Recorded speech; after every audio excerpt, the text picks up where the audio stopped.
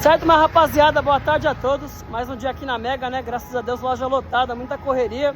Jeep Compass Série S, Cinza Sting, mais um aqui para projeto.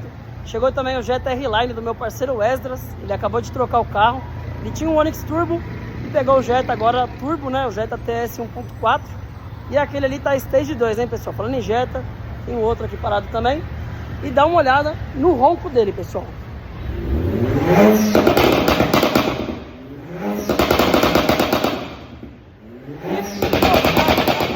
Você tá doido?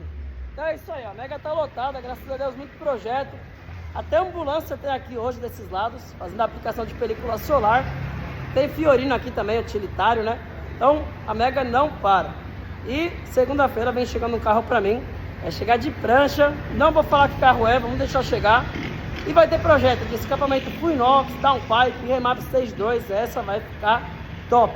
Vamos vai acompanhando.